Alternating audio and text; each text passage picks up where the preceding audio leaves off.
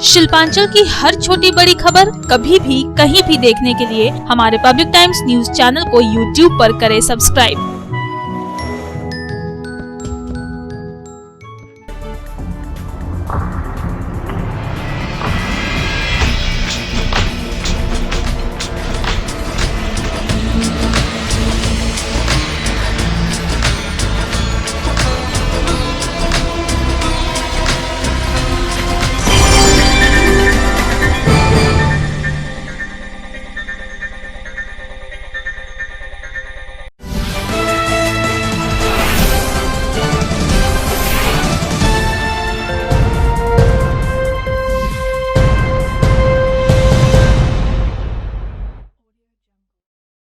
নমস্কার, আমি কৌশিক। পাবলিক টাইমসের নিউজ সেগমেন্ট এসআর টাইমসে আপনাদের স্বাগত।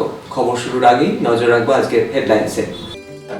হেডলাইন্স নিবেদন করছেন Damodar industries private limited, choice of millions, রিস্তা জোকাভিনা টোটে।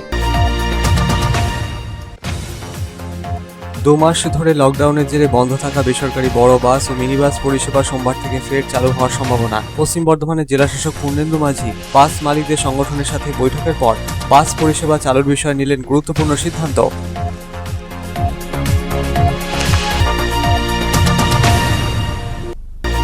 দিল্লি, মুম্বাই, গুজরাট থেকে পশ্চিম বর্ধমান জেলায় ফেরা প্রবাসীদের মধ্যে করোনা সংক্রমণের প্রবণতা দেখা গিয়েছে। তবে স্বস্তির খবর, করোনা পজিটিভ রোগীরা সুস্থ হয়ে বাড়িও ফিরছেন। দুর্গাপুরের সনকা কোভিড-19 হাসপাতাল থেকে 27 জন করোনা আক্রান্ত সুস্থ হয়ে ফিরলেন বাড়ি।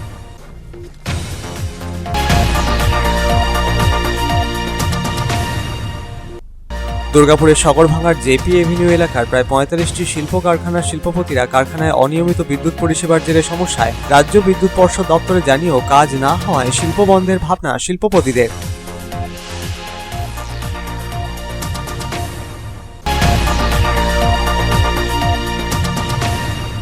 রক্তের সংকট মোকাবিলায় West Bengal Trinamool secondary teachers অ্যাসোসিয়েশনের পক্ষে আয়োজন রক্তদান শিবিরের। উপস্থিত ছিলেন রাজ্যের মন্ত্রী মলয় ঘটক। রানীগঞ্জের জেকেনগরে সামাজিক সংগঠন পেহেলের পক্ষে আয়োজন রক্তদান শিবিরের। উপস্থিত ছিলেন মেয়র জিতেন্দ্র তেওয়ারি, বিধায়ক তাপস বন্দ্যোপাধ্যায়।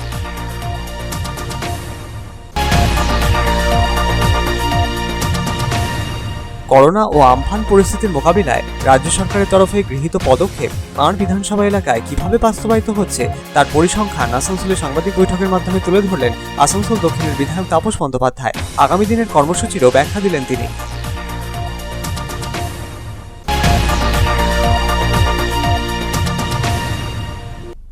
রানীগঞ্জের বল্লভপুরে ইউনিয়ন অফিস প্রাঙ্গণে 5 দিনের ফ্রি সবজি বাজারের উদ্বোধন সারলেন প্রাক্তন সাংসদ বংশগোপাল চৌধুরী ও রানীগঞ্জের সিপিএম বিধায়ক রুনু দত্ত। দারিদ্র্যসীমার নিচে বসবাসকারীদের সাহায্য করতেই এই উদ্যোগ।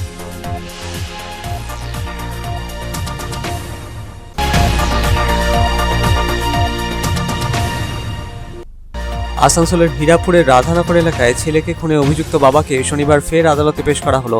জামিনের আবেদন খারিজ করে অভিযুক্তকে জেল হেফাজতের নির্দেশ বিচারকের। ধৃতকে জিজ্ঞাসাবাদ করে উদ্ধার পিস্তল সহ অস্ত্র।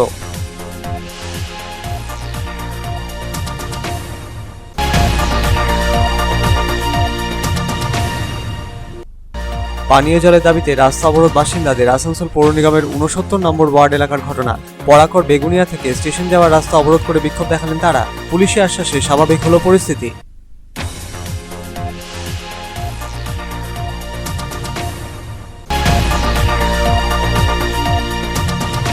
রানীগঞ্জ লাগোয়া মেজিয়ায় গন্ধর্ব কলা সঙ্গমের পক্ষ থেকে লকডাউনের সমস্যায় পড়া 150 জন গরিব দুস্থের মধ্যে বিতরণ করা হলো খাদ্য সামগ্রী। এর আগে 16টি জায়গায় প্রায় 4000 পরিবারের হাতে খাদ্য সামগ্রী তুলে দিয়ে নজির করেছে গন্ধর্ব কলা সঙ্গম।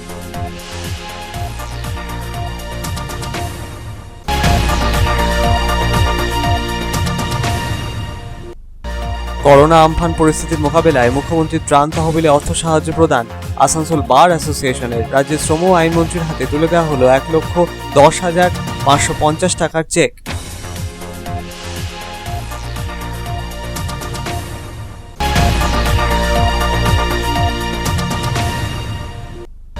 করোনা মোকাবিলায় অভিনব আবিষ্কার। আসানসোলের এক বেসরকারি ইঞ্জিনিয়ারিং কলেজের ছাত্রের নন কন্ট্যাক্ট সুইচিং সিস্টেম আবিষ্কার করে তাক লাগিয়ে দিল ওই ছাত্র। সেন্সর পদ্ধতিতে কাজ করবে এই সিস্টেম।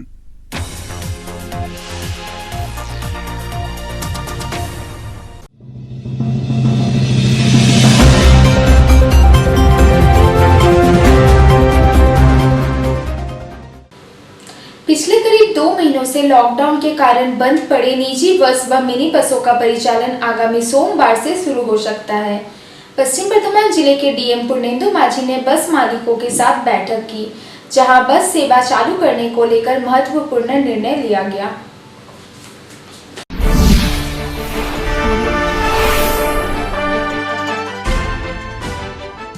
प्राइवेट बसों और मिनी बसों का परिचालन शुरू करने को लेकर चल रहा गतिरोध लगभग समाप्त हो गया है। आगामी सोमवार से आसनसोल, दुर्गापुर, रानीगंज समेत पश्चिम बर्धमान जिले के विभिन्न रूटों में प्राइवेट बसें सड़कों पर उतर सकती हैं। दरअसल शनिवार को पश्चिम बर्धमान जिले के डीएम पूर्णेंदु माझी ने बस मालिकों के संगठन के साथ बैठक की।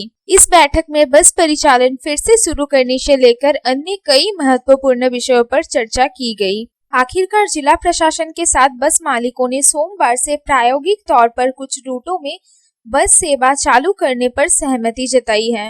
गौरतलब है कि गत 22 मार्च को कोरोना वायरस महामारी के कारण लॉकडाउन हुआ था और तब से ही बसों और मिनी बसों का परिचालन बंद है। डीएम पूर्णेंदु माझी ने कहा कि बस सेवा फिर से चालू करने के विषय को लेकर प्राइवेट बस मालिकों के साथ बैठक की गई है और उनसे अपील की गई है कि बस परिचालन फिर से चालू करें। बस मालिकों ने सोमवार से सड़कों पर बसें उतारने पर रजामंदी जताई है। उन्होंने कहा कि बसों में सीटों की क्षमता के अनुसार यात्री सफर कर सकेंगे। अतिरिक्त यात्री ले जाने की अनुमति नहीं होगी। बस में सवार होने के लिए मास्क लगाना अनिवार्य होगा और यात्रियों को हाथ सैनिटाइज करने के लिए सैनिटाइजर दिया जाएगा।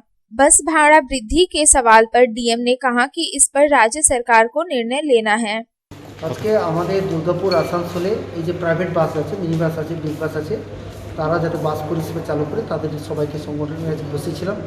তাতে অনেকগুলো দাবি ছিল, সেটা আমরা সহমত পোষণ করেছি যে হ্যাঁ বাস ক্লিন করতে হবে, স্যানিটাইজার দিতে হবে, প্লাস মাস্ক, ফেস শিল্ড যে দাবিগুলো আছে সেটা আমরা দেওয়ার চেষ্টা করছি। ফলে ওনাদের আরও অনেক কিছু সমস্যা পড়েছে যেটা আমার হাতে নেই। ওনাদের আমি অ্যাপিল করেছি বাসগুলো চালানোর জন্য। মানুষ দুরবস্থার মধ্যে আছে, মানুষকে পরিষেবা দিতে হবে। ওনারাও সহমত পোষণ করেছেন। ওনারাও কথা দিয়েছেন সামনের সোমবার থেকে ওনারা বাস পথে নামাবেন এবং আমাদের তরফ থেকে যা যা ওনারা বিবরণটা দিয়েছে সেটা আমরা সব স্যার, বাসে কত যাত্রী থাকতে পারবে? বাসে যত সিট আছে তত যাত্রী, কোনো এক্সট্রা যাত্রী যাবে না এবং যখন বাসে সবাই উঠবে সবাইকে মাস্ক পরতেই হবে এবং ওনারা যখন বাসে যাত্রী উঠবে তাকে স্যানিটাইজার হাতে দেবেন এবং যাতে সোশ্যাল ডিস্টেন্স থাকে সেটাও ওনারা লক্ষ্য রাখবেন। ফলে যা যা নিয়ম বিধি আছে, ভাড়া নিয়ে কিছু কথা না ভাড়া নিয়ে ওনারা যেটা বলেছেন, দেখুন ভাড়া তো আমার এখানে কিছু বলার নেই, এটা আমাদের গভর্নমেন্ট ঠিক করবেন। ওনারাও সেটা বলেছেন যে হ্যাঁ আপনার হাতে নেই, কিন্তু আমরা একটা মেমোরেন্ডাম দিচ্ছি, আপনারা পাঠিয়ে দেবেন, ঠিক আছে পাঠিয়ে দেবেন। वहीं दूसरी तरफ आसनसोल महाकमा मिनी बस एसोसिएशन के सचिव सुदीप राय ने बताया कि बैठक में जिला प्रशासन के अधिकारियों से यात्रियों के साथ बस कर्मियों की सुरक्षा को लेकर भी चर्चा की गई है। यह निर्णय लिया गया है कि बस टर्मिनलों के साथ ही बसों को भी सैनिटाइज किया जाएगा। सड़कों पर जो बस उतरेंगी उन्हें हर फेरे के बाद सैनिटाइज किया जाएगा। उन्होंने कहा कि सोमवार से प्रायोगिक तौर पर कुछ रूटों में बसों का परिचालन होगा। আজকে 6 জুন পর্যন্ত আমাদের সমস্ত বাস মিনি বাস গোটা পশ্চিম বর্ধমান জেলায় বন্ধ আছে। এটা নতুন কিছু না, এটা রাজ্য সরকার এবং কেন্দ্রীয় সরকারের যে ঘোষিত নীতি সেই অনুযায়ী বন্ধ হয়েছিল। এখন নতুন করে গাড়িগুলি সব আস্তে আস্তে আবার চালু করার জন্য বলা হয়েছিল। আজকে জেলা শাসক মহাশয় আমাদের সঙ্গে বসেছিলেন, দীর্ঘ আলোচনা হলো। আমাদের যেটা মূলত দাবি ছিল সেটা হচ্ছে যে আমরা সব থেকে যে বিষয়টাতে অডিট, সেটা হচ্ছে আমাদের যে 3-4 শ্রমিক প্রতিদিন গাড়িতে ডিউটি করবেন তাদের যদি কোনো রকম কোনো কিছু সুরক্ষার ব্যাপার থাকে সেটা নিয়ে আমরা আলোচনা করেছিলাম। উনি এখনই এই ব্যাপারটা পরিবহন সচিবের সাথে মিটিং চলাকালীন আলোচনা করলেন। সেটা কয়েকদিনের মধ্যে উনি জানালেন, 2-3 দিনের মধ্যে আমরা সেই ব্যাপারে যে জানতে পারবো। এরপর আমরা চেয়েছিলাম যাত্রী সুরক্ষার জন্য আসানসোল, রানীগঞ্জ থেকে শুরু করে দুর্গাপুর থেকে শুরু করে 10টা মেন বাস টার্মিনাস, যেখানে গাড়িগুলি স্যানিটাইজ করার জন্য বা বাস স্ট্যান্ডগুলোকে স্যানিটাইজ করার জন্য আমরা একটা দাবি রেখেছিলাম। সেই ব্যাপারটা উনি সহমত হয়েছেন আমাদের সাথে। আমরা বাস চালু করতে গেলে প্রথমে এই সমস্ত স্ট্যান্ডগুলোকে আগে স্যানিটাইজ করব এবং যে বাসগুলি প্রথমত পরীক্ষামূলকভাবে চালু হবে প্রতিদিন প্রতি ট্রিপে সেই গাড়িগুলিকে স্যানিটাইজ করে তারপর যাত্রীদিকে তোলা হবে। बहरहाल माना जा रहा है कि बसों का परिचालन शुरू होने से आम यात्रियों को राहत मिलेगी। कोलकाता समेत राज्य के कुछ जिलों में पहले ही प्राइवेट बसों का परिचालन शुरू हो चुका है। Bureau report, public times. Delhi, Mumbai, Gujarat समेत विभिन्न राज्य से पश्चिम बर्धमान जिले में लौट रहे प्रवासियों में कोरोना वायरस संक्रमण के मामले पाए जा रहे हैं। राहत की बात यह है कि कोरोना पॉजिटिव मरीज तेजी से स्वस्थ होकर अस्पताल से घर लौट रहे हैं। सनाका कोविड-19 अस्पताल से 27 मरीज स्वस्थ होकर घर लौटे हैं।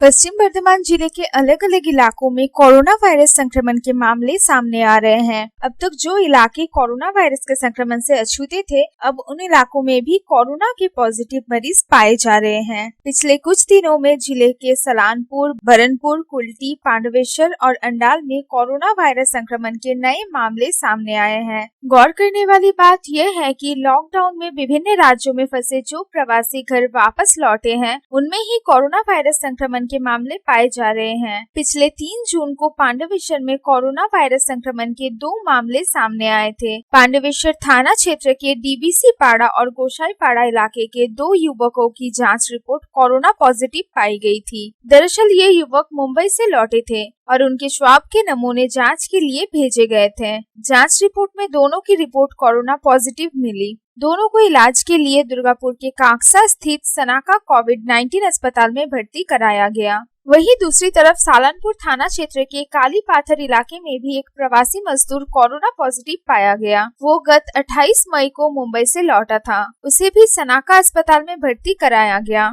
उल्टी थाना क्षेत्र के बीएनआर इलाके में भी एक युवक कोरोना संक्रमित पाया गया। वो भी कुछ दिन पहले मुंबई से लौटा था। इसके अलावा बरनपुर के इस्को स्टील प्लांट का एक कर्मी भी कोरोना पॉजिटिव पाया गया था और उसके संपर्क में आए 15 लोगों को क्वारंटाइन किया गया। वहीं दूसरी तरफ राहत की बात यह है कि जिस अनुपात में कोरोना वायरस संक्रमण के नए मामले सामने आ रहे हैं, उस स्थिति में कोरोना वायरस से संक्रमित मरीजों के अस्पताल से स्वस्थ होकर घर लौटने की दर भी बढ़ रही है। सनाका कोविड-19 अस्पताल की तरफ से उपलब्ध कराए गए आंकड़े बताते हैं कि कोरोना वायरस से संक्रमित मरीज तेजी से स्वस्थ हो रहे हैं और उन्हें अस्पताल से छुट्टी दी जा रही है। गत 5 जून को ही 27 मरीज स्वस्थ होकर घर लौटे हैं। इनमें पूर्व बर्धमान जिले के 16, पश्चिम बर्धमान जिले के 3 और बांकुड़ा जिले के 8 मरीज शामिल हैं। इतना ही नहीं, पिछले एक सप्ताह में अस्पताल से करीब 102 कोरोना वायरस संक्रमित मरीजों को स्वस्थ होने पर छुट्टी दी गई है। अस्पताल की तरफ से जारी बुलेटिन में बताया गया है कि गत 2 अप्रैल से लेकर 5 जून तक अस्पताल में कुल 191 मरीज भर्ती कराए गए थे। इनमें से 166 मरीजों को स्वस्थ होने के बाद छुट्टी दे दी गई है। अस्पताल के अनुसार एक तरफ जहां कोरोना वायरस के संक्रमण की दर महज 1.04% है, वहीं दूसरी तरफ रिकवरी रेट 86.91% हो गई है। Bureau report, public times. শিল্প শহর দুর্গাপুরের অন্যতম শিল্প তালুক সগরভাঙার জেপি এভিনিউ এলাকায় প্রায় 45টি শিল্প কলকারখানা থাকলেও বেহাল পরিকাঠামোর জেরে গভীর সমস্যায় শিল্পপতিরা। শিল্প তালুকের প্রধান সমস্যা অনিয়মিত বিদ্যুৎ পরিষেবা। এর জেরে সমস্যায় ক্ষুদ্র ও মাঝারি শিল্পপতিরা রাজ্য বিদ্যুৎ পর্ষদ দপ্তরে গিয়েও কাজ হচ্ছে না, এমনটাই দাবি শিল্পপতিদের। পরিস্থিতি না বদলালে শিল্প বন্ধ করার ভাবনা শিল্পপতিদের।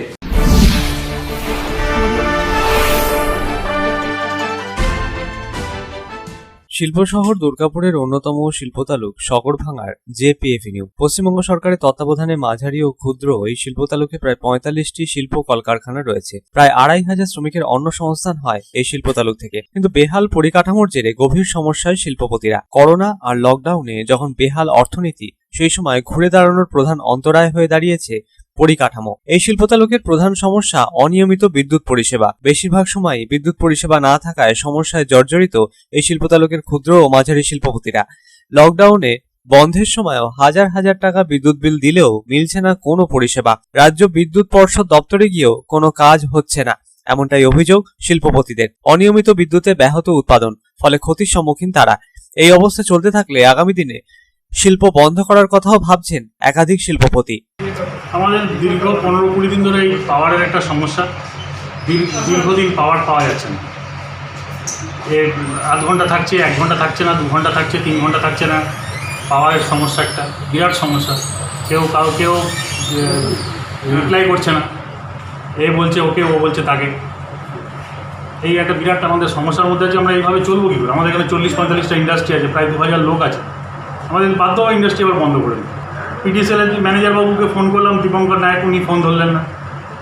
আরেকজন যে অ্যাসিস্ট্যান্ট আছে ওনাকে ফোন করলাম, উনি আবার মেনটেন্যান্সের নাম্বার, মেনটেন্যান্স বলছে সবই মাল খারাপ। এবার এটাতে আমরা কী করবো?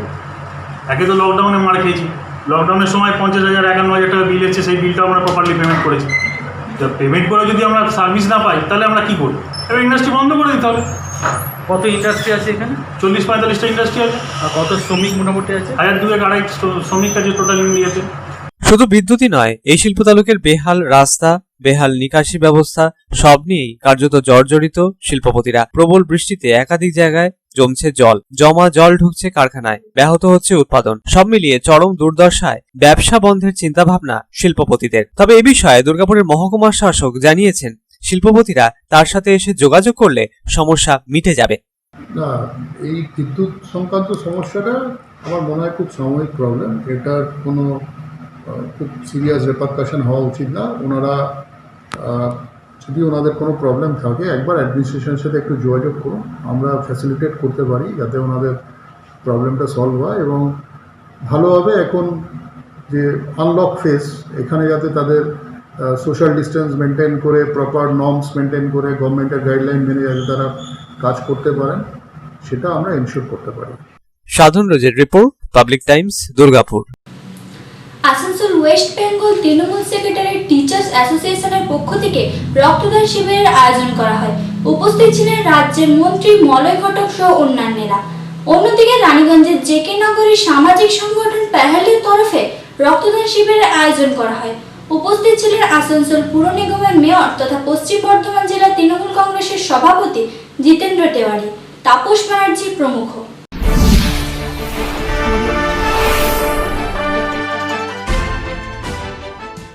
শনিবার আসানসোল বানপুর স্টেশন রোড অবস্থিত তৃণমূল কংগ্রেসের পার্টি অফিসে রক্তদান শিবিরের আয়োজন করা হয়। West Bengal Trinamool secondary teachers অ্যাসোসিয়েশনের পক্ষ থেকে আয়োজিত এই রক্তদান শিবিরে উপস্থিত ছিলেন রাজ্যের মন্ত্রী মলয় ঘটক। এছাড়া উপস্থিত ছিলেন অশোক রুদ্র, রাজু ব্যানার্জি, দেবেন্দ্র সাহু, দীপিকা রায় সহ অ্যাসোসিয়েশনের অন্যান্য সদস্যরা। Banpur social welfare society voluntary blood ডোনার্সের সহযোগিতায় আয়োজিত রক্তদান শিবিরে 30 ইউনিট রক্ত সংগ্রহ করা হয় এবং সংগৃহীত রক্ত আসানসোল জেলা হাসপাতালে পাঠানো হয়।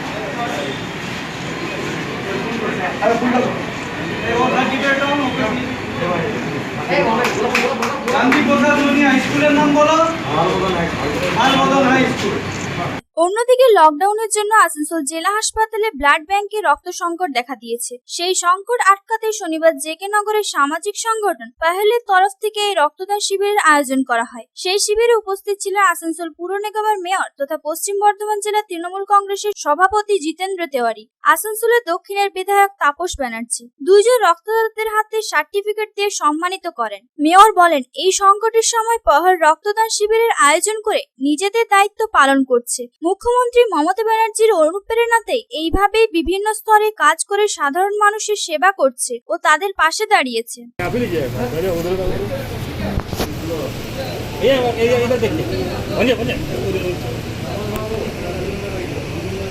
Bureau report, public times. Corona ও আমফান পরিস্থিতির মোকাবিলায় রাজ্য সরকারের তরফে গৃহীত পদক্ষেপ কিভাবে বাস্তবায়িত হচ্ছে তার বিধানসভা এলাকায় সেই পরিসংখ্যান তুলে ধরলেন আসানসোল দক্ষিণের বিধায়ক তাপস বন্দ্যোপাধ্যায়। সাধারণ মানুষের কাছে দুঃসময় কিভাবে রেশন সামগ্রী বিতরণ করা হয়েছে সেই তথ্য তুলে ধরলেন তিনি।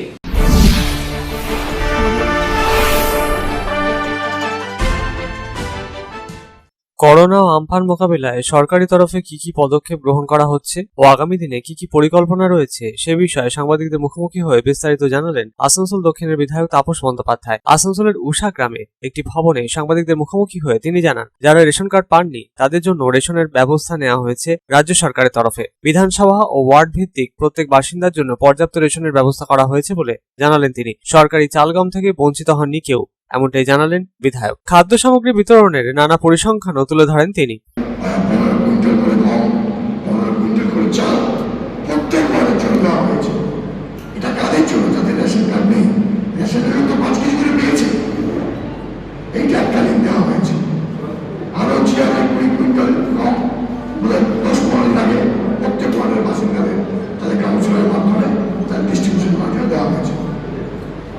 আমাদের বিধানসভায় 5টা পঞ্চায়েত আছে, 5টা পঞ্চায়েতে মিনিমাম 10,000 পরিবারকে দেব।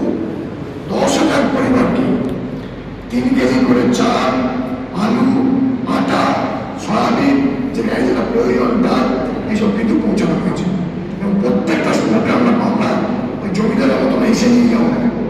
আমরা তার পাড়ায় যে সেই গ্রামের মধ্যেখানে যে গ্রামে হাততলায় যে গ্রামের স্কুলে যে আপনার একদম জেলার থেকে আরম্ভ করে একদম নুপুরের শেষ প্রান্ত পর্যন্ত, ওদের বাসা থেকে আরম্ভ করে আপনার বল্লভপুরের দামোদরের শেষ প্রান্ত পর্যন্ত, নারায়ণপুরি পর্যন্ত, এখানে বল্লভপুর, নারায়ণপুরি, দামারিয়া, হারাবানা, আমরা সব জায়গায় কিন্তু পশ্চিমবঙ্গ সরকার থেকে ব্লক অফিসের মাধ্যমে যে চাল আলু যে ব্যবস্থা আমরা করতে পেরেছিলাম সেগুলো কিন্তু আমরা সেখানে পৌঁছে দিতে পেরেছি। লকডাউনের সমস্যায় পড়া মিনিবাস কর্মী গৃহশিক্ষকদের পাশে দাঁড়িয়ে তাদের দিকেও সহযোগিতার হাত বাড়িয়ে দেওয়া হয়েছে বলে জানালেন তাপস বাবু। খাদ্য সামগ্রী পৌঁছে দেওয়া হয়েছে সমস্যায় পড়া গৃহ শিক্ষকদের, সেবায়িতদের দিকেও সহযোগিতার হাত বাড়িয়ে দেওয়া হয়েছে বলে জানালেন আসানসোল দক্ষিণের বিধায়ক। এই জায়গাটা পশ্চিমবঙ্গ সরকারের মাধ্যমে ও আমাদের দলের মাধ্যমে এই বিধানসভা কেন্দ্রে বিভিন্ন জায়গায় আমরা খাদ্যদ্রব্য পৌঁছে দিয়েছি। আমাদের প্রত্যেকটা দলে আমাদের কাউন্সিলর যথাযথ করেছেন, আমাদের দল থেকে আমরা প্রত্যেকটা দলে গেছি। আমরা মিনিবাসের কোথাও রামকৃষ্ণ মিশনের সাহায্য নিয়ে তাদেরকে দিয়ে করা করেছি। মিনিবাসের যারা কর্মী তাদের আমরা করেছি। যেসব স্কুল টিচার আছে, প্রাইভেট টিচার, যারা লোকের বাড়িতে বাড়িতে পড়িয়ে যারা নিজের অর্থ উপার্জন করে সংসারটা চালান, এই 2 মাস আপনারা জানেন কেউ প্রাইভেট টিউশন করতে পারছেন না, তাদের তারা আমরা বল্লভপুরের প্রায় 150 পরিবারকে তাদের হাতে আমরা খাদ্য সামগ্রী প্রায় 3 পনেরো খাদ্য সামগ্রী তুলে দিতে পেরেছি। যারা পুজো করেন তাদের আপনার রামকৃষ্ণ মিশনে ভাবতে পারছেন পুরোত আছে, যার দোকানে দোকানে পুজো করে বেড়ায়, এই সেকশনকে তার আইডেন্টিফাই করা যায় না, এদের কিন্তু প্রচুর আছে। তাদের আমরা পুজো আইডেন্টিফাই করে তাদের আমরা রেশনের ব্যবস্থা করেছি। Bureau report, public times. Corona আতঙ্কের মাঝে গরিব দুস্থদের পাশে দাঁড়িয়ে তাদের দিকে সাহায্যের হাত বাড়িয়ে দিতে শনিবার রানীগঞ্জের বল্লভপুর ইউনিয়ন অফিস প্রাঙ্গণে ফ্রি বাজারের উদ্বোধন সারলেন প্রাক্তন সাংসদ বংশগোপাল চৌধুরী ও রানীগঞ্জের বিধায়ক ব্রুনো দত্ত। বল্লভপুরের শ্রমিক আন্দোলনের স্রষ্টা রবিন সেনের স্মৃতিতে 5 দিন ব্যাপী ফ্রি বাজারের উদ্যোগকে বাস্তবায়িত করতে এগিয়ে আসে বেঙ্গল পেপার মিল মজদুর ইউনিয়ন।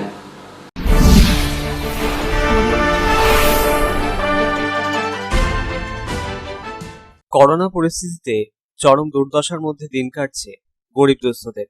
দুবেলা দুমুঠো খাবার জোগাড় করা কার্যত কঠিন হয়ে পড়েছে তাদের কাছে। গরিব দুস্থদের পাশে দাঁড়াতে এবার এগিয়ে এলো সিটু অনুমোদিত বেঙ্গল পেপার মিল মজদুর ইউনিয়ন। রানীগঞ্জের বল্লভপুরের শ্রমিক আন্দোলনের স্রষ্টা রবিন সেনের স্মৃতিতে বল্লভপুর ইউনিয়ন অফিস প্রাঙ্গণে 5 দিন ব্যাপী ফ্রি সবজি বাজারের উদ্বোধন সারলেন সিপিএম এর প্রাক্তন সাংসদ বংশগোপাল চৌধুরী, রানীগঞ্জের সিপিএম বিধায়ক ব্রুনো দত্ত। দারিদ্র্যসীমার নিচে বসবাসকারীদের সাহায্য করতেই এই বিশেষ উদ্যোগ নেওয়া হয় এদিন। রবিন সেনের স্মৃতিতে সিটু অনুমোদিত বেঙ্গল পেপার মিল মজদুর ইউনিয়ন এই উদ্যোগকে বাস্তবায়িত করতে এগিয়ে আসে। ধারাবাহিকভাবে এই বাজার চলবে বলে জানালেন প্রাক্তন সাংসদ। করোনা আবহে দুস্থদের পাশে দাঁড়িয়ে লাগাতার কর্মসূচি চালিয়ে যাওয়ার কথা জানালেন তিনি। ক্রমাগত চলছে, যেটা সব থেকে বড় কথা যে বহু মানুষ তারা নানাভাবে মানুষের পাশে দাঁড়াবার চেষ্টা করছে।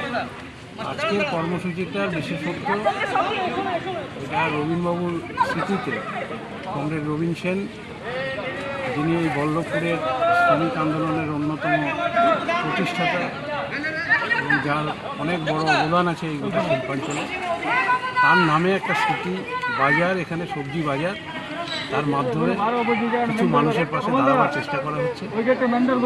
অনেক মানুষ কাজ হারিয়েছে এই লকডাউন এই সময়ের মধ্যে, আর বিশেষ করে এখন গরিবী সীমার নিচে বহু লোক চলে যাচ্ছে। 10 কোটি 12 কোটি মানুষ কাজ হারিয়েছে। এর বড় প্রভাব আমাদের রাজ্যেও আছে, পশ্চিমবাংলাতেও আছে। অনেক কারখানায় শ্রমিকরা বেতন পাচ্ছেও না।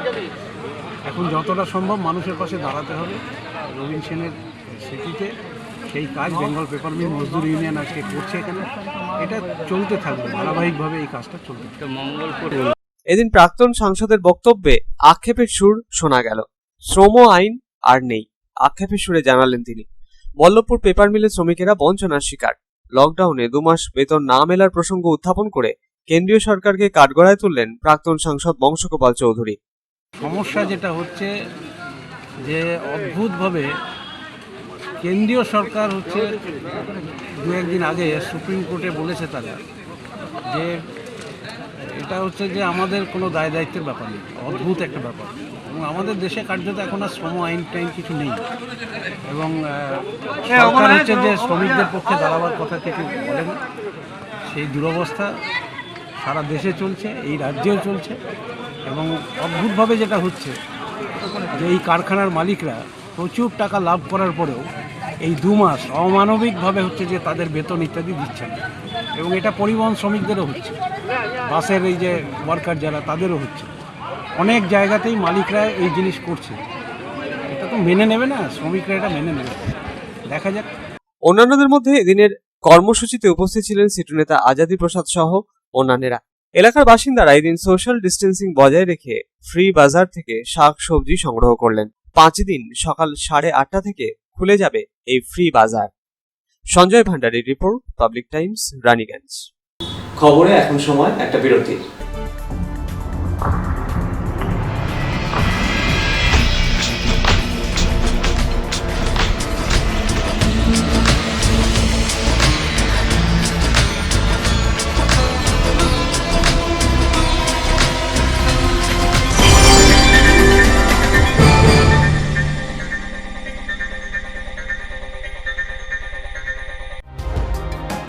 सर्वप्रथम पब्लिक टाइम्स के बारे में छोटा सा वक्तव्य रखेंगे। हम लोगों ने बहुत तरह के उतार चढ़ाव देखे हैं, लेकिन आप लोगों के निरंतर सहयोग, स्नेह, प्रेम, प्यार एवं उत्साह।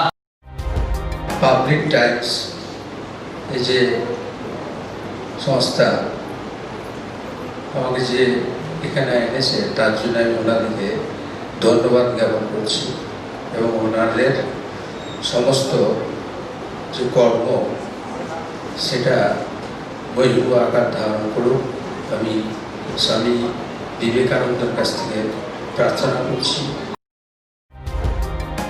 न्यूज के जो मापदंड होते हैं उस पर खरा उतरते हुए इसी तरह आप काम करते रहे, क्योंकि वर्तमान समय में चाहे वो प्रिंट मीडिया हो चाहे इलेक्ट्रॉनिक मीडिया हो, इंडिपेंडेंटली काम करना बहुत कठिन हो गया है। आधुनिक काल के बाद पोस्ट मॉडर्न, जिसमें स्वार्थ और इंडिविजुअलिज्म व्यक्ति प्रमुख हो गया है, समाज, परिवार, राज्य और राष्ट्र कहीं पीछे जा रहा है। ऐसे समय में पब्लिक टाइम्स के द्वारा समाज सेवी का सम्मान करना निश्चित रूप से अभिनंदनीय है। রানীগঞ্জের যে সংস্কৃতি, রানীগঞ্জের যে কালচার, ঐতিহ্য, সেটাকে একদিকে ধরে রাখা, আরেকটা হচ্ছে যে পাবলিক টাইমস কিভাবে এগিয়ে যাচ্ছে সেটাকে পাবলিকলি হাইলাইট করা, এই দুটোকে একসাথে কম্বাইন করে আজকের এই অনুষ্ঠান। পাবলিক টাইমস আপনাদের সহযোগিতা, আপনাদের আশীর্বাদ নিয়ে, সকলের সম্মিলিত প্রয়াস এবং প্রচেষ্টা দিয়ে হচ্ছে পাবলিক টাইমস এগিয়ে চলুন। পাবলিক টাইমস উত্তরোত্তর, পাবলিক টাইমসের শ্রীবৃদ্ধি উত্তরোত্তর হচ্ছে যে বহির্ভূ আকার ধারণ করুন। এই সংবাদপত্র, প্রিন্ট মিডিয়া বা ইলেকট্রনিক্স মিডিয়া, মানুষ খুব ছাপা কথাকে বিশ্বাস করে, মানুষ খুব চোখের সামনে যেটা দেখে সেটাকে বিশ্বাস করে। তো যারা এই কাজটা করে তাদের কিন্তু অনেক প্রতিকূল অবস্থার মধ্যে এই কাজটা করতে হয়। পাবলিক টাইমসের প্রায় 3.5 থেকে 4 লক্ষ দর্শক আছে, অডিয়েন্স আছে এখানকার এই সারাউন্ডিং এরিয়ায়। আমি পাবলিক টাইমসের নিউজ সমস্তভাবে দেখেছি এবং দেখে একটা জায়গায় উপনীত হয়েছি, সিদ্ধান্তে এসেছি যে না, পাবলিক টাইমসে তারা চেষ্টা করে সঠিক খবরটাকে প্রকাশ করে দেওয়া। জয়সওয়ালকে পাবলিক টাইমসে যিনি কর্ণধার, তাকে কৃতজ্ঞতা জানাই।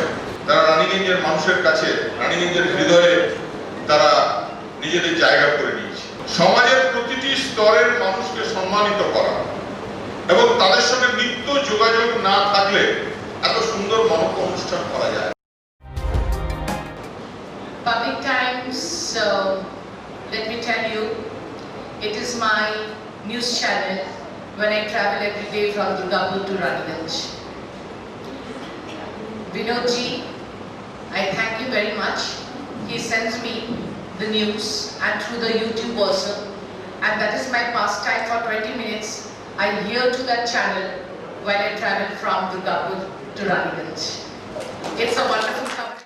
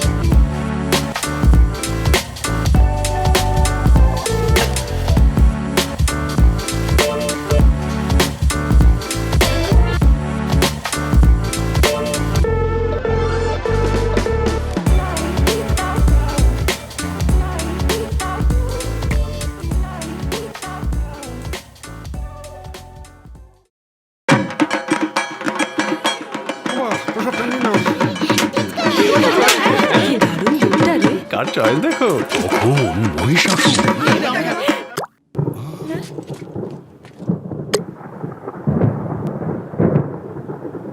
পুজোর আড্ডায় ব্রেক চেঞ্জ করে নাও ঠিক নো মাথায় হাত লেটস গো টু পুজোর সকাল বিকেল সেই ডুব দিতে যায় আড্ডাতে ছাদেই বাঁধন হারা ভরসা দিচ্ছে টাটা টাটা স্ট্রাকচারা।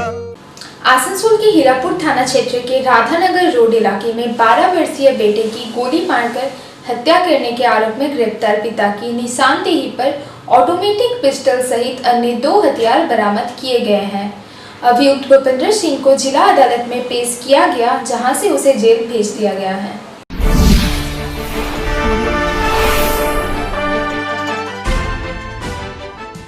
आसनसोल के हीरापुर थाना क्षेत्र के राधानगर रोड इलाके में गत 1 जून को अपने 12 वर्षीय बेटे की गोली मारकर हत्या करने के आरोप में गिरफ्तार भूपेंद्र सिंह की पेशी शनिवार को आसनसोल जिला अदालत में की गई। 5 दिन की रिमांड अवधि समाप्त होने पर उसे पुनः अदालत में पेश किया गया, जहां से उसकी जमानत याचिका खारिज कर जेल भेज दिया गया। बताया जा रहा है कि रिमांड के दौरान पुलिस ने भूपेंद्र सिंह से पूछताछ कर उसकी निशानदेही पर ऑटोमेटिक पिस्टल सहित अन्य 2 हथियार बरामद किए हैं। पिछले 1 जून को स्वर्णदीप सिंह की गोली मारकर हत्या की गई थी। पुलिस ने मामले की छानबीन शुरू की और उसके पिता भूपेंद्र सिंह को गिरफ्तार कर लिया। पिछले 3 जून को भूपेंद्र सिंह की पेशी आसनसोल जिला अदालत में की गई थी, जहां से उसकी जमानत याचिका खारिज कर 5 दिनों के लिए पुलिस रिमांड पर भेज दिया गया था। बताया जा रहा है कि स्वर्णदीप जब करीब 2.5 साल का था तभी उसकी मां की मौत हो गई थी। तब से वो अपने पिता भूपेंद्र के साथ रहता था।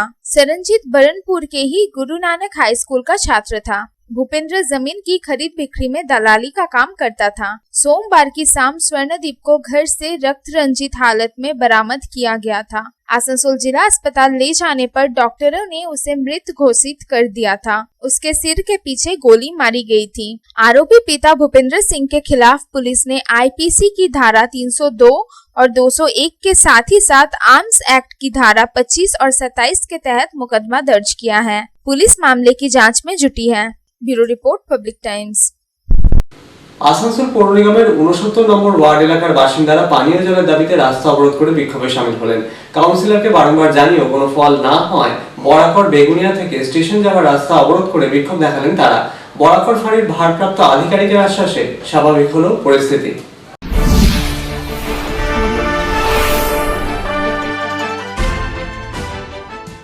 আসানসোল পৌর নিগমের 69 নম্বর ওয়ার্ডের বাসিন্দারা পানীয় জলের দাবিতে প্রায় ঘণ্টাখানেক রাস্তা অবরোধ করে রাখলেন। এলাকাবাসীদের বক্তব্য, দীর্ঘদিন ধরে এলাকায় পানীয় জলের সমস্যা রয়েছে। স্থানীয় কাউন্সিলরকে বিষয়টি বারংবার জানানো সত্ত্বেও কোনো সদুত্তর মেলেনি কাউন্সিলরের তরফে, কোনো পদক্ষেপ নেননি তিনি, এমনটাই অভিযোগ। তাদের আরো বক্তব্য, কয়েকদিন আগে এখানে একটি ভাল্ব লাগানো হয়েছিল।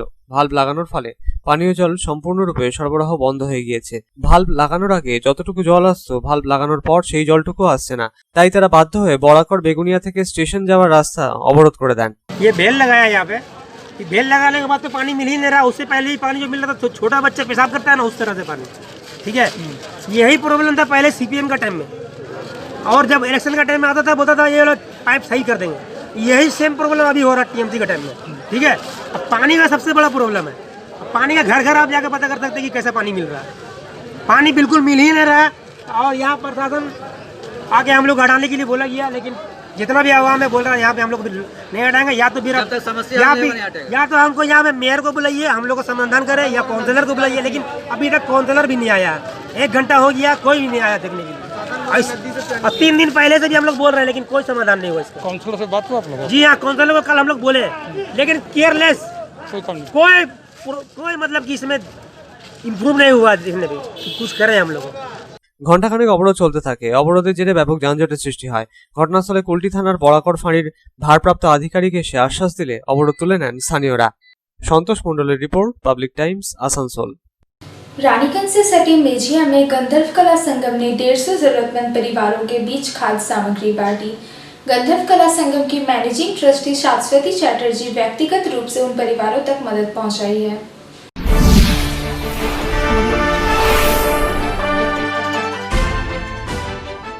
गंधर्व कला संगम ने लॉकडाउन से प्रभावित गरीब और जरूरतमंद लोगों के बीच खाद्य सामग्री बांटी है। रानीगंज से सटे मेजिया के गोपालगंज में करीब 150 जरूरतमंद परिवारों को खाद्य सामग्री प्रदान की गई। प्रत्येक परिवार को 4 किलो चावल, दाल, आलू, चूड़ा, गुड़, सोयाबीन समेत अन्य सामग्री दी गई।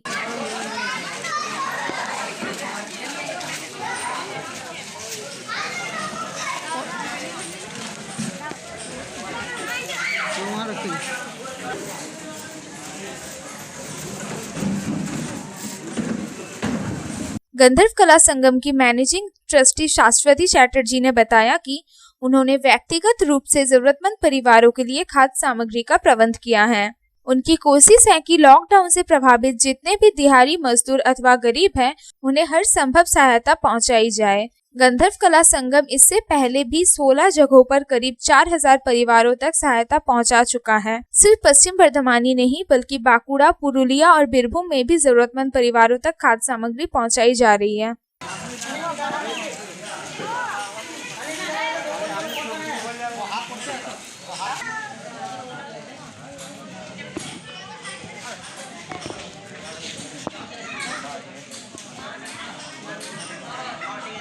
Bureau report, public times.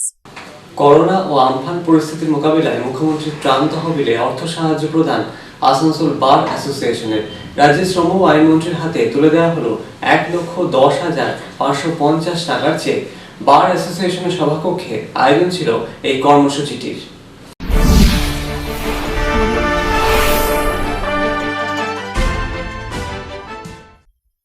Corona ও আমফান মোকাবিলায় মুখ্যমন্ত্রীর ত্রাণ তহবিলে বিভিন্ন সময় বিভিন্ন সংগঠনের পক্ষ থেকে অর্থ সাহায্য তুলে দেওয়া হয়েছে। অর্থ সাহায্য প্রদানে এগিয়ে এসেছেন রাজনৈতিক ব্যক্তিত্বরাও। এবার করোনা ও আমফানের মতো ভয়াবহ পরিস্থিতির মোকাবিলায় মুখ্যমন্ত্রীর ত্রাণ তহবিলে অর্থ সাহায্য প্রদান করলেন আসানসোল বার অ্যাসোসিয়েশনের সদস্যরা। আসানসোল বার অ্যাসোসিয়েশনের সভাকক্ষে শনিবার রাজ্যের শ্রম ও আইনমন্ত্রীর হাতে করোনা ও আমফান মোকাবিলায় মুখ্যমন্ত্রীর ত্রাণ তহবিলে তুলে দেওয়া হলো 1,10,550 টাকার চেক। আসানসোল বার অ্যাসোসিয়েশনের এই উদ্যোগকে সাধুবাদ জানিয়েছেন মন্ত্রী মলয় ঘটক। আমাদের আজকের এই অনুষ্ঠানকে এখানে করার জন্য আমরা যারা আইন ব্যবসার সাথে যুক্ত, আমাদের সমাজের অংশ, তারা সকলেই জানি যে সারা দুনিয়াব্যাপী করোনা ভাইরাসের জন্য কি পরিস্থিতিতে মানুষ আছে, এবং গত 2.5 থেকে 3 মাস আমাদের দেশে লকডাউনের পরিপ্রেক্ষিতে সমস্ত কলকারখানা, ট্রেন, বাস, হাওয়াই জাহাজ সব কিছু বন্ধ। বিশেষ করে যারা রোজ আনেন রোজ খান, সেই সমস্ত পরিবারের অবস্থা নিশ্চয়ই সবাই কল্পনা করতে পারছেন। আমি ধন্যবাদ জানাই মাননীয় মুখ্যমন্ত্রী মমতা বন্দ্যোপাধ্যায়কে, যে ভারতবর্ষের তিনি একমাত্র মুখ্যমন্ত্রী যিনি 6 মাসের জন্য পশ্চিমবঙ্গে বসবাসকারী তাদের রেশন কার্ড থাক বা না থাক সমস্ত মানুষের রেশনটা বিনা পয়সায় করেছে। Bureau report, public times. Corona মোকাবিলায় অভিনব আবিষ্কার ছাত্রের। আসানসোলের এক বেসরকারি ইঞ্জিনিয়ারিং কলেজের কম্পিউটার ইঞ্জিনিয়ারিং এর ছাত্র নন কন্ট্যাক্ট সুইচিং সিস্টেম আবিষ্কার করে তাক লাগিয়ে দিয়েছেন। সুইচ বোর্ডের সামনে পছন্দের সুইচের সামনে হাত রাখলেই অটোমেটিক সেই সুইচ অফ অন হবে। সেন্সর প্রযুক্তি কাজ করবে জানালেন ওই ছাত্র।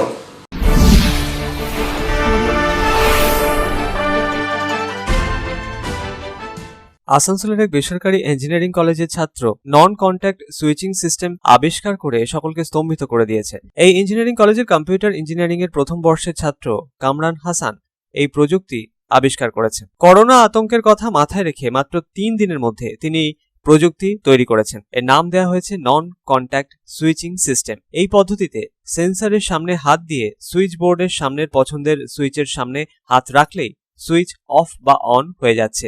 সমস্ত প্রকল্পটিতে ব্যয় হয়েছে মাত্র 360 টাকা। কিভাবে কাজ করবে নন কন্ট্যাক্ট সুইচিং সিস্টেম তা বুঝিয়ে দিলেন ওই ছাত্র। ये डिवाइस बेसिकली वर्क ऐसे करता है कि इस डिवाइस का वर्किंग प्रोसीड्योर ऐसा है कि इसमें एक स्कैनर लगा हुआ है जो कि डिस्टेंस को स्कैन करता है। तो जैसे ही एक डिस्टेंस को स्कैन करता है, फॉर एग्जांपल अगर इसने स्कैन किया 5 सेंटीमीटर, तो 5 सेंटीमीटर इसका माइक्रो कंट्रोल में एक प्रोग्राम ऑलरेडी असाइन रहता है कि 5 सेंटीमीटर अगर स्कैन होता है तो एक स्पेसिफिक स्विच को टर्न ऑन कर देना। जैसे कि एक माइक्रो कंट्रोलर है, अगर इसने 5 सेंटीमीटर को स्कैन किया, ठीक है, तो ये क्या करता है कि स्पेसिफिक स्विच को ऑन कर देता है। फॉर एग्जांपल 5 सेंटीमीटर के लिए स्विच 1, 10 सेंटीमीटर के लिए स्विच 2, तो हर एक डिस्टेंस के लिए एक जो है स्विच असाइन रहता है। फॉर एग्जांपल के देख सकते हैं यहाँ पे जो इंडिकेटर लगा हुआ वो हर एक स्विच को इंडिकेट करता है।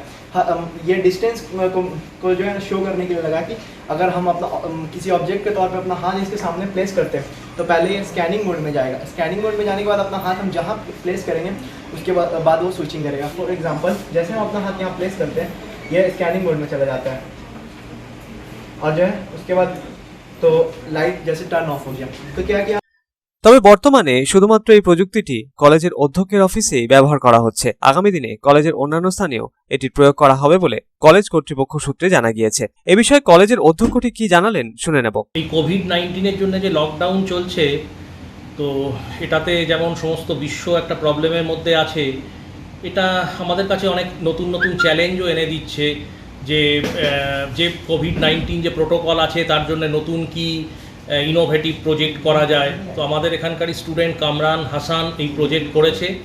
এটায় without touching electrical switches we can put on and of lights or fans or gadgets.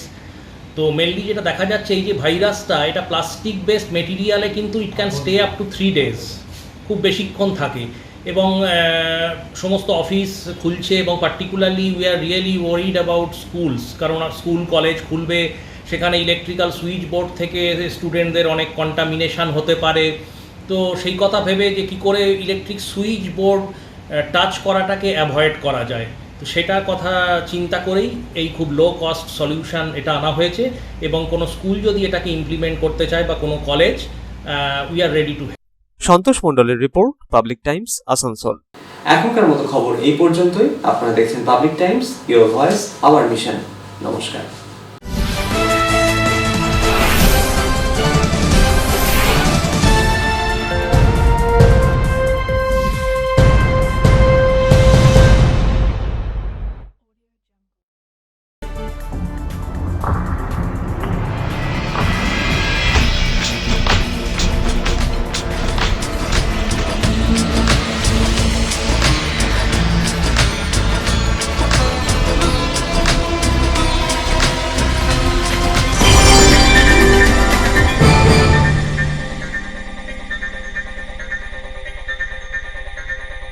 अगर आपके पास भी है किसी कार्यक्रम, दुर्घटना अथवा समस्याओं से संबंधित ताज़ा तरीन खबर जो आप करना चाहते हैं पब्लिक टाइम्स के साथ साझा, तो हमें व्हाट्सएप पर भेजे वीडियो। हमारा व्हाट्सएप नंबर है 9332040391, 9332185842।